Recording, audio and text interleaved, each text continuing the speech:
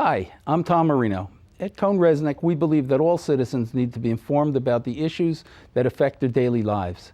That's why we're proud to support the programming produced by Caucus Educational Corporation and their partners in public television. Funding for this edition of One-on-One with Steve Adubato has been provided by Investors Bank, the Russell Berry Foundation, Fedway Associates, Inc., New Jersey State Nurses Association, PSE&G, committed to improving New Jersey's economy and strengthening its communities. New Jersey Manufacturers Insurance Group, auto insurance, homeowners insurance, and banking under the principle of stewardship. The law firm of Gibbons P.C. And by St. Peter's University, the Jesuit University of New Jersey. This is One-on-One. That's good acting, man. I get that a lot. I go to Atlantic City all the time, like, are you the guy? I go, no, I'm not. This is one you can't afford to miss. They thought that I wouldn't survive it, but I knew I would.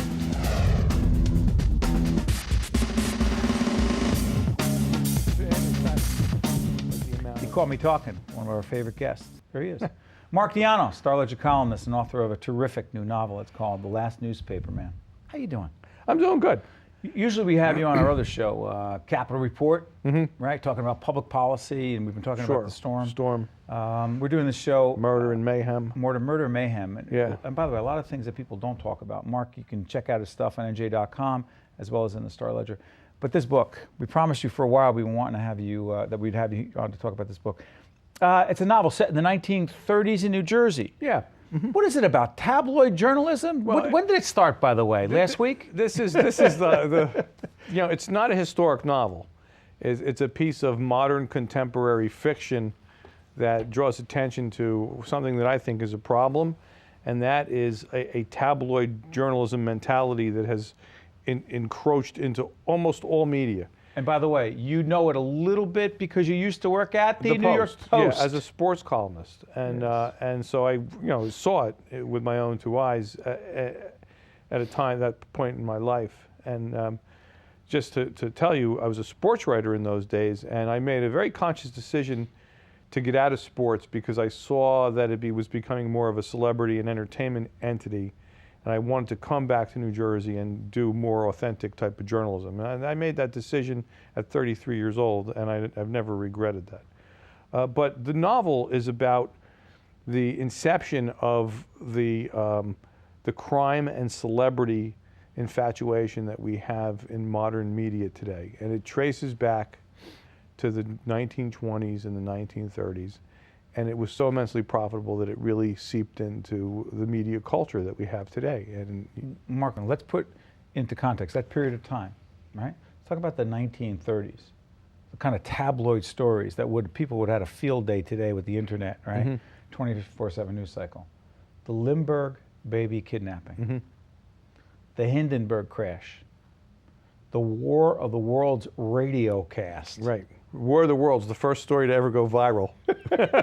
Put it in context so that people know how. Talk about the Manti Te'o hoax. Right. Put that into context. Talk about a hoax. That is, it is really the first story to go viral. And of course, the analogy is it's a new technology. Right. It's radio, not the internet. But in 19, the broadcast, whatever year it was, I can't remember right now, it created a hysteria to some degree. It was a case of media covering media, and so it was sort of like the social network stories we do today. Something becomes a story because it trends on Twitter, and 50,000 people care. Well, 330 million people don't, but still it becomes a big story. And War of the Worlds was kind of like that. The idea that it set off this national hysteria and panic was frankly baloney. Should we let people know that it actually wasn't a real story? And a lot of people thought that it was real. But many people did not, and especially the people in Grover's Mills, because they could look out the window and they knew the Martians weren't there. They and knew, that was the broadcast. And that was the that broadcast. The Martians were coming. Yeah. And they landed in Grover's Mills, New Jersey. But what is it about New Jersey and these kind of stories, by the way? Well, the novel's set in New Jersey. The novel's all set in New Jersey. There's three things I know. I know newspaper work. I know New Jersey, and in the book. my main character makes this horrible miscalculation. Is this Fred Haines? Fred Haines. Yeah. He makes this horrible miscalculation, and he loses the woman that he loves in this miscalculation. And so the three things I know newspapers, I know New Jersey, and I know that I don't know anything about women. You do not. So those are the three things that kind of You know something about kids? Yeah. Well, I always ask you every show, how many? Six. Yeah.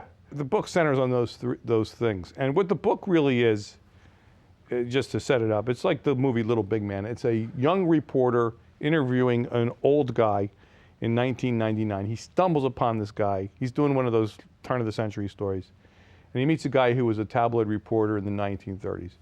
And as the guy begins to tell him these stories, it's the young reporter who makes the bridge between those times and the media as it exists today. He then understands, you're the guy that started it all. You're one of the guys that started this all. This sort of what I feel is a cheapening of the free press and a bottom denominator approach to the news. You turn on the television, murder. Celebrity. Murder. Yeah, celebrity stories, murder. What bothers you about that?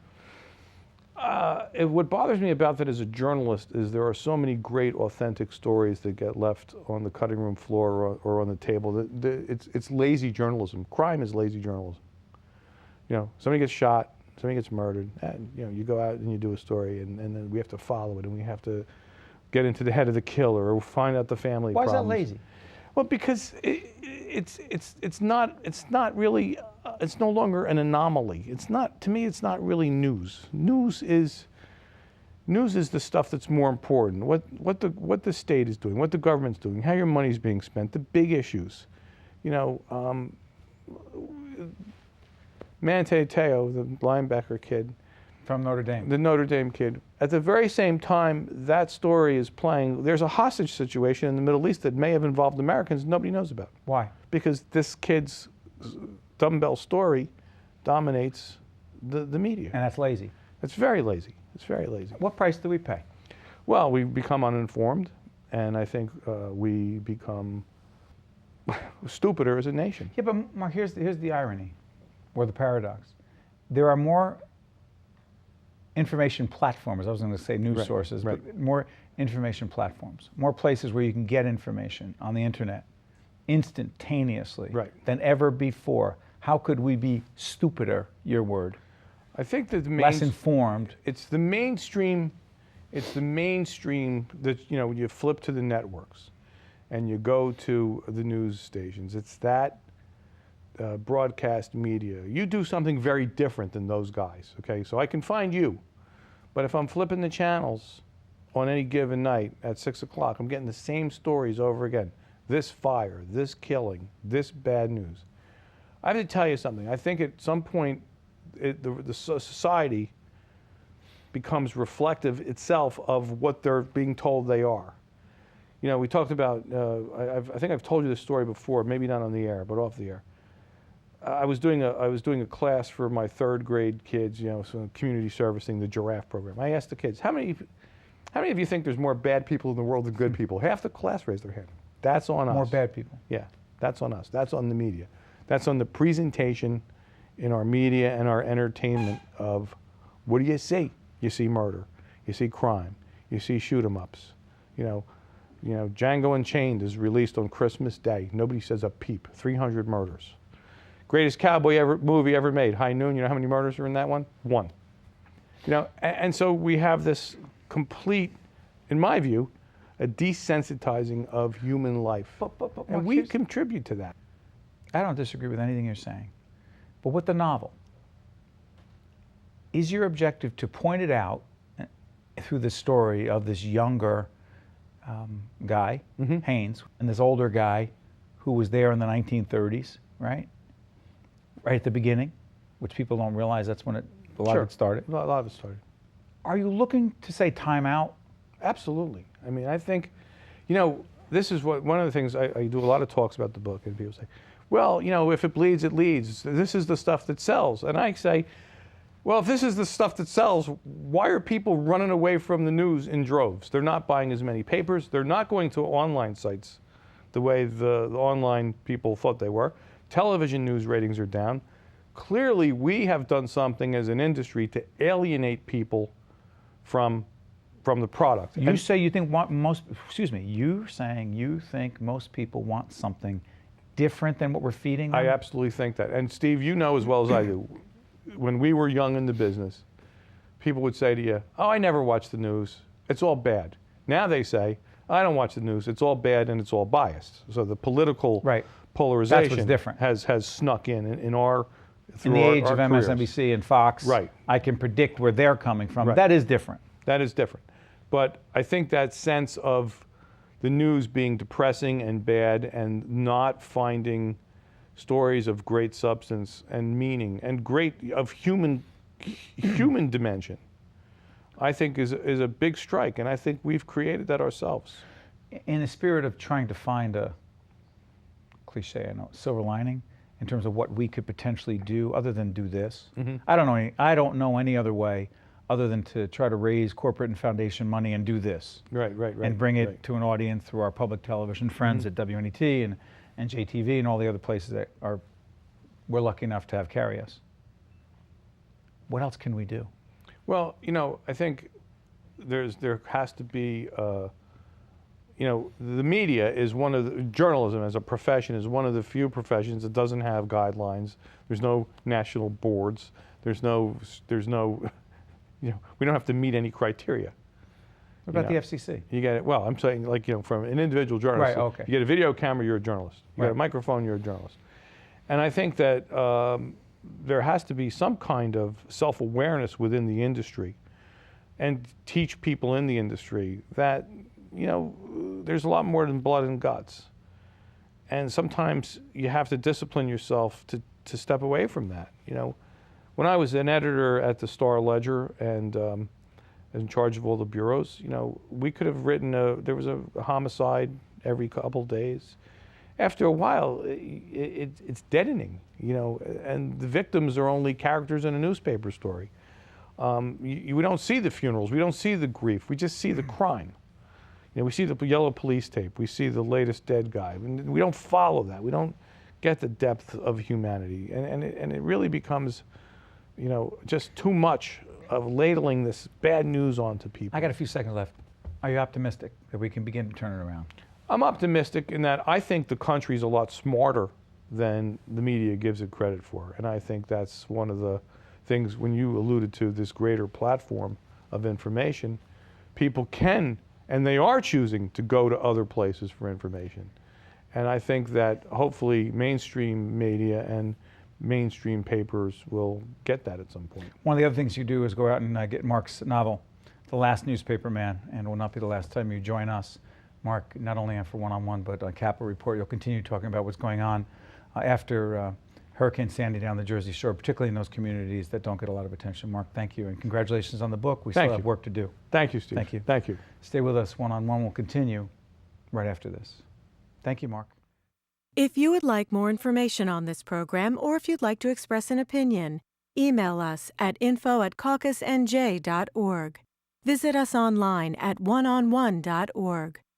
Or find us on Facebook at facebook.com/Steve Adubato, PhD. We went back the following day to try to get to the house, to get the cats out, and we couldn't get through. There was too much water. All I could do was cry, that I'm thankful for where I work and who I work for, because it's an honor and a pleasure to work for this company. They've stepped up in ways that nobody could ever know. And I am so thankful and so grateful to them for what they've done for us. Steve Adubato here. We're on location at Meridian Health with John Lloyd, the president here. John, we just saw a piece of video with Cheryl, who is one of the employees here, one of the many, who was talking from her heart about the impact that you and the team members had on her. She represents a lot of people. You said about 350, maybe more, who lost everything. Yes. Talk Within about that. Meridian, we probably had about 350 team members who were severely impacted by Hurricane Sandy. Despite all the warnings about how bad it was going to be, I think we still can't believe the amount of devastation that occurred. So people like Cheryl, they are the face of the community. She's a team member, but we had hundreds impacted, and in the community, thousands that were impacted. So it's heart-wrenching to hear her stories, but there are many stories like Cheryl's. 5 hospitals, 95 locations, the largest employer in Monmouth and Ocean County. John, you and I have known each other a long time. We talked about leadership a lot. We talk about how you prepare for a crisis. But I know you have a lot of drills. You know you have a lot of preps. But how the heck do you prepare for a Sandy-type situation where so much of what happened wasn't simply logistics, but there was a human side of this that was huge? Talk about that. Well, we're pretty good at getting prepared for snowstorms and other catastrophes, and we respond very well. But you're right, this is unprecedented. And immediately we realized, not only did we have to continue to take care of the community in terms of their health care, we needed to take care of our team members. We had 350 who were out of their house, at least 350. So we immediately shifted gears. We took a dozen of the top leaders in this organization. We immersed ourselves in looking at what could we do for our team members now, not tomorrow, not next week, now. So within 24 hours, we made decisions. Like what? We ordered 1,000 gift cards, $350 gift cards. We handed them out starting Saturday to team members. Say, hey, you're out of your home. Maybe you need this gift card for food, for clothing, for gas in your car. We didn't even think about that. We spent $350,000 like that. We paid all of our employees, whether they came to work or not, if they couldn't get to work. We paid out millions of dollars within the first week. But why? I mean, you're fiscally conservative, and I don't mean that from an ideological point of view. I mean, I know that you run a tight ship here. I've done a lot of coaching and training here, and I know your operation. Why so quickly did you say, hey, we have to do this? The reason is the impact was so severe. We had to. You had no choice. We didn't think about how much money we committed. This is about our team. We have 12,000 team members. They're the heart and soul of what we do. They're the ones giving care every day. We had to step up to the plate. We didn't even add up what we were spending. We spent it. Okay, but then the gala comes. And by the way, I should talk about this because a lot your employees are involved as well. Yes. The system, big money. And we'll talk about the gala in a second, which you shifted gears on the gala. But this T-shirt, set this up. Can we get a shot of this? As you talk about this, powered by dedication and hope. Hurricane Sandy support team. Talk about this T-shirt and what it represents. We knew when we started our fundraising efforts, and we've raised a lot of money to help our team members. This is with the Meridian Disaster Relief Fund. $1.6 million to date as we do this program, mid-January 2013. Go ahead. Yes, we're at $1.6 million, and we've already spent $1 million, and we're happy we spent it very quickly. This T-shirt represents an opportunity for our team members, many of whom may not make that much money, to be part of helping their fellow team members. They buy this nice shirt for $20, and we make money, and it goes into the Disaster Relief Fund. It's very important that our team members feel that they can do something meaningful to help others, aside from what they do every day. And the gala. And again, I've been to that gala before. Right. Each year we have a gala. It's a wonderful formal black tie affair. We raise sometimes $500,000-$600,000. The gala's the same time every year. You switched it up this year. Yeah, it was just before Thanksgiving, and we had to make a decision. Do we go ahead with a gala, which is a celebration, with black tie? I don't think so. I think people would be very upset that they would find it distasteful if we did that. So what did? We didn't fold our tent and go home. We said, no, let's do something different. Let's make it a fundraiser. Take away the black tie, make it casual, make it a fundraiser. Change the whole theme, not a celebration. It's a Jersey Shore theme with sand, umbrellas. Let's bring first responders there, people who helped us throughout this emergency during the storm. And let's put people like Cheryl on video. Cheryl, who we just saw. Yes, we put a couple of our team members stories. on videos. They told their stories. What impact did that have on the people that night, John? There was not a dry eye in the house. I get emotional thinking about it. It's such a great cause. It's something people can do. See, people wanted to do something after the hurricane. They don't want to send money to national organizations where the money's not put to use. Every dollar we've raised, we put to use. We raised $400,000 at the gala. 400. We gave 250 outside Meridian. Outside Meridian? Yes. We felt we're a major employer. We have an obligation to the community at large. So we took $250,000, gave $50,000 to 5 agencies with the understanding they had to put the money to work today, tomorrow. No bureaucracy, No right to bureaucracy. the people. Get it done now. And we distributed those checks within a week of the gala. You know what's interesting, and John, going back to the leadership question, you've always been a tough, direct, candid leader in what you expect. High standards, right? You and I have always talked about Jim Collins' book, Good to Great. Right. Who's on the bus, Right. who's not on the bus, who has to get off the bus, Right. right? Bottom line stuff, right? The compassionate part of leadership. How in any way has this whole experience, if any, changed your view of the totality of what it means to be a leader? Well, this is a point in leadership where you have to shift gears. I always want my leaders to have a degree of compassion.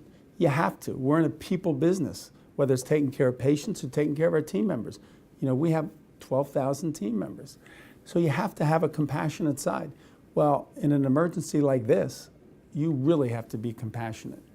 And there are a lot of things we did. People say, yeah, you're pretty demanding, but you're fair.